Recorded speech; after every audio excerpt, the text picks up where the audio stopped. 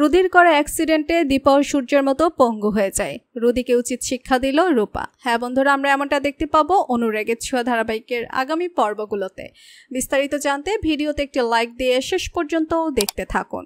রুদি সোনাকে একলা ঘরে বলতে থাকে যে, সোনা, আমার এরকম ভুল আর কখনো হবে না, তুমি আমাকে মাফ করে দাও। আর সোনা রুদির ফাঁদে পা দিয়ে রুদির কথাগুলো বিশ্বাস করে নেয়। অপরদিকে রূপা কৃষ্ণকে ফোন করে বলে যে কৃষ্ণ যেন নিজের জীবনটা নিজের মতো করে গুছিয়ে নেয়। কৃষ্ণের সাথে তার আর কখনোই দেখা হবে না। কৃষ্ণকে যে খুব ভালোবাসে রূপা। দীপা আড়াল থেকে সব কথা শুনে বুঝতে পারে। দীপা ঠাকুরের কাছে গিয়ে প্রার্থনা করে তার 2 সন্তানের মঙ্গলের জন্য। এরপরে সকাল হয়ে যায়। রুদি নাটক করে বাড়ির সবার জন্য নিজের হাতে রান্না করে।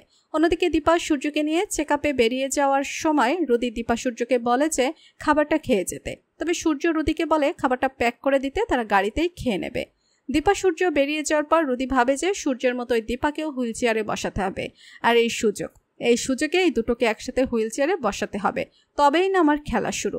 এই বলে রুদিও একটা পার্সেল ডেলিভারি নেবে এমন মিথ্যা কথা বলে বাড়ি থেকে বেরিয়ে যায়। ডক্টর সূর্যকে চেক আপ করার পর জানায় যে সূর্যের এমনিতে কোনো সমস্যা নেই, তবে কিছু ফিজিওথেরাপি প্রয়োজন।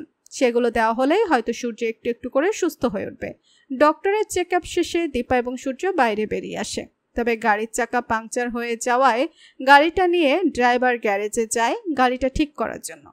সেই সুযোগে দীপা আর সূর্য একটু ঘোরাফেরা করতে থাকে এবং দীপা আর সূর্য দুজনেই আইসক্রিম দেখে সে আগের মতো আইসক্রিম খেতে চায়।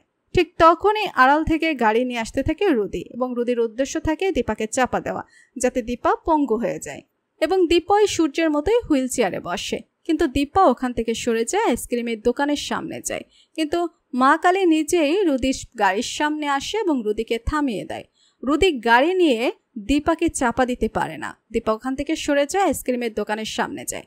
সূর্য যখন একলা বসে থাকে ঠিক তখনই রুদি ভাবে যে এই সুযোগে যদি ওই সূর্যকে চাপা দিতে যাওয়া যায়, ঠিক তখনই দীপা বাঁচাতে আসবে আর গাড়িটা ঘুরিয়ে দীপাকে চাপা দিয়ে দেবে। রুদি গাড়ি নিয়ে সূর্যকে ধাক্কা দেয়। সূর্য হোঁচট খেয়ে পড়ে যায়। দীপা দেখে দৌড়ে ছুটে যায় সূর্যের কাছে। দীপা হোঁচট খেয়ে পড়ে যায়। ঠিক তখনই একটা বাস এসে দীপাকে চাপা দিতে যায় আর সূর্য নিজের পায়ে উঠে দাঁড়িয়ে দীপাকে ওই অ্যাক্সিডেন্ট থেকে বাঁচায়। তবে রুদি ভেবে নেয় যে দীপা আর সূর্য দুজনেই শেষ হয়ে গেছে। তো বন্ধুরা, রুদি দীপাকে ক্ষতি করার কারণে উচিত শিক্ষা দিতে পারে রূপা। মা বাবার ক্ষতির প্রতিশোধ নিতে পারে। তোমাদের কি মতামত জানিয়ে দাও কমেন্ট করে। পরবর্তী আপডেট সবার আগে পেতে সাবস্ক্রাইব করুন আমাদের চ্যানেলটি। ধন্যবাদ।